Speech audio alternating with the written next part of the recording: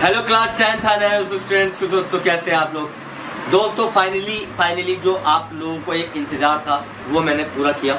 यानी कि आज मैं इसमें आपको बताने जा रहा हूँ कि किस तरीके से आपका एग्ज़ाम चेक किया जाएगा, जो भी आपका पेपर आप देख रहे हैं, और इसके अलावा उसमें आपके पास होने का क्राइटेरिया क्या है, किस तरीके से है, ये सारा का सारा हम आज इस वीडियो में देखने जा रहे हैं। ठीक है, अगर आपने अभी तक चैनल को सब्सक्राइब नहीं किया तो जाकर कर दीजिएगा।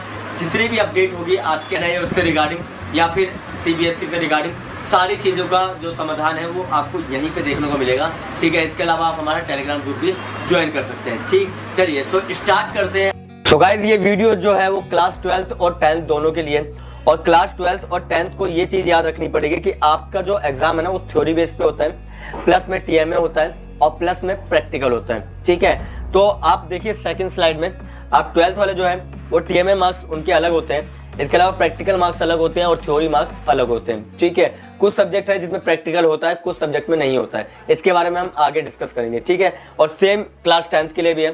ठीक है, थ्योरी मार्क्स, प्रैक्टिकल मार्क्स और TMA मार्क्स। ठीक, इसके अलावा हम देखते हैं कि NIOS पासिंग मार्क्स क्राइटेरिया क्या है। तो 2024 के अनुसार आपको, अगर आपका एग्जाम 100 में से है तो आपको 33 लाने कंपलसरी है। ठीक है, इसके बाद आपका अगर एग्जाम 80 मार्क्स का है तो 80 में से 26 लाने अनिवार्य है। ठीक है, इसके अलावा आपका अगर मार्क्स 68 है तो उसमें से आपको 27 मार्क्स लाने कंफर्म है। ठीक है, और नेक्स्ट हम देखते हैं 64 मार्क्स का अगर आता है तो उसमें से 22 लाना कंपलसरी है। ठीक है, अब हम देखते हैं कि कौन से ऐसे सब्जेक्ट हैं जिसपे हमें प्रैक्टिकल मिलता है, यानी प्रैक्टिकल मार्क्स मिलते हैं, और बाकी जिनमें नहीं मिलते वो भी सब्जेक्ट हम देखते हैं। ठीक है, चलिए तो देखिए पहला जो है ना विदाउट प्रैक्टिकल की बात कर लेते हैं हम। विदाउट प्रैक्टिकल में ना थ्योरी मार्क्स जो होता है वो 80 मार्क्स का होता है। ठीक है, और इसके अलावा आपको मैं बता दूं प्रैक्टिकल इसमें नहीं होता है। इंटरनल असेसमेंट में 20 मार्क्स होता है, तो टोटल 100 मार्क्स में से आपको 33% लाने होते हैं। अब ये 33% एग्रीगेट का मतलब क्या है? देखिए 33% एग्रीगेट का मतलब होता है कि अगर आप इंटरनल असेसमेंट में अगर किसी इमरजेंसी या फिर कोई तबीयत खराब हो गई, कोई भी प्रॉब्लम होती है और आप नहीं दे पाते हैं या अब्सेंट हो जाते हैं, उस कंडीशन में आप क्या करते हैं, उस कंडीशन में आपको टोटल 80 मार्क्स में से 33% लाना पड़ता है। ठीक है, तो अगर आपने इंटरनल असेसमेंट दिया हुआ है तो आपको 33% इसमें लाना कंपलसरी है। ठीक है, मगर दोनों को मिला के आपको 100 में से 33 मार्क्स लाने। अगर नहीं दिया है तो आपको 80 में से 33% का वेटेज पहले ही निकाल लेना होगा। ठीक है, चलिए तो अब हम कुछ विद प्रैक्टिकल देखते हैं कौन कौन सा सब्जेक्ट है।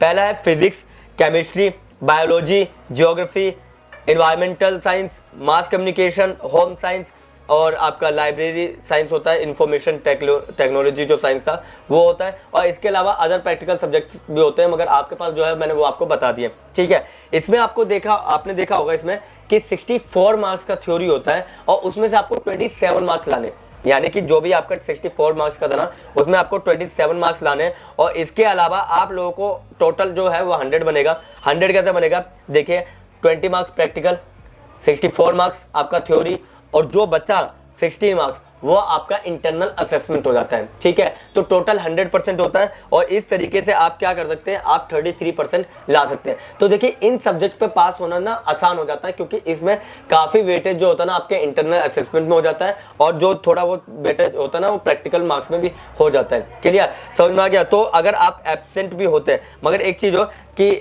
और है कि 64 जो % मार्क्स की बात की है उसके अंदर में आपको 33% खुद निकालना होगा। समझ में आ गया? 33% खुद निकालना होगा। और इसके अलावा देखिए पेंटिंग के अंदर आपका 24 मार्क्स का 24 मार्क्स आते हैं। ठीक है, अभी जो आप एग्जाम देकर गए हैं तो उसमें 24 मार्क्स का था। इसके अलावा 70 मार्क्स का प्रैक्टिकल होता है और 6 मार्क्स का इंटरनल असेसमेंट होता है। ठीक है, तो टोटल हो गया 100, और 100 में से आपको थ्योरी में 8 मार्क्स लाने।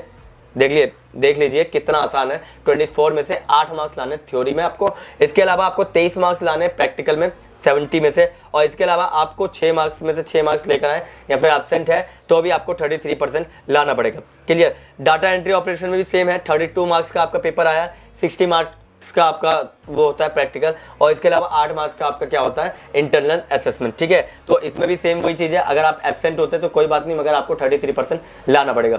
ठीक, कंप्यूटर साइंस का 48 मार्क्स का था। ठीक है, पूरा पेपर, और इसके अलावा 40 मार्क्स का आपका प्रैक्टिकल और 12 मार्क्स का जो आपका इंटरनल असेसमेंट, और आपको उसमें 33% लाना है। सेम फिजिकल एजुकेशन के साथ भी था, योगा के साथ था। 56% का आपका जो था थ्योरी था, और इसके अलावा 30% का आपका इंटरनल असेसमेंट, सॉरी 30% का आपका प्रैक्टिकल था और 14 मार्क्स का क्या था आपका इंटरनल असेसमेंट। ठीक है, उसमें भी आपको 33% लाना है, वो भी सेपरेटली। क्लियर? सेपरेटली का मतलब होता है जहां जहां सेपरेटली लिखा है इसका मतलब है कि वहां पे आपको थ्योरी में सेपरेट लेकर आना है 33%।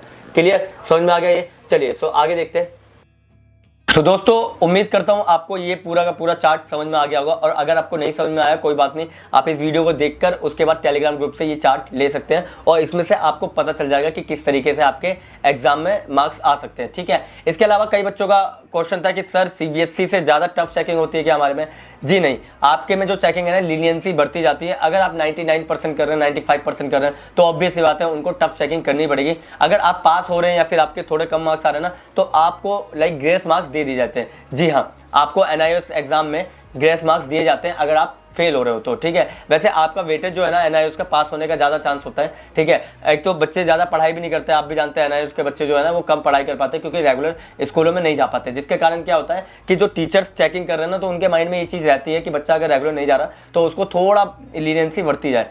क्लियर? तो ये था आपका ये लेक्चर। ठीक है, उम्मीद है आप लोगों को ये समझ में आया होगा जो भी मैंने आपको बताया। ठीक है, अगर फिर भी कोई डाउट है या कोई प्रॉब्लम कोई समस्या है तो आप कमेंट बॉक्स में पूछ सकते हैं। हमारे 2 चैनल है, आप उनको सब्सक्राइब कर सकते हैं। एक तो क्लास 11-12 के लिए है, अगर आप लोग फॉर एग्जाम्पल अगर आप लोग आगे जाके आर्ट्स लेंगे तो आपके लिए वो बेस्ट चैनल है 11-12 के लिए, उसमें मैंने सारी चीज़ें प्रोवाइड कर रखी है। और इसके अलावा आप लोगों को अगर स्पोकन इंग्लिश सीखनी है या कि कैसे बोला जाए इंग्लिश में, कैसे बात की जाए, इंग्लिश क्या होती है, तो वो सारा का सारा जो है ना सारांश है, सारी की सारी थ्योरी है, समरी है, वो सारा का सारा आपको उस दूसरे चैनल पे मिलेगा जो कि हमने प्रॉपर इंग्लिश के लिए ही बनाया। क्लियर? अगर कोई भी डाउट है फिर से कह रहा हूँ अपने दोस्तों को भी शेयर कीजिए इस वीडियो को ज़्यादा से ज़्यादा, ताकि आप लोगों के दोस्त भी इसका फ़ायदा उठा सकें। तो मिलते हैं किसी और वीडियो में, तब तक के लिए थैंक यू और धन्यवाद।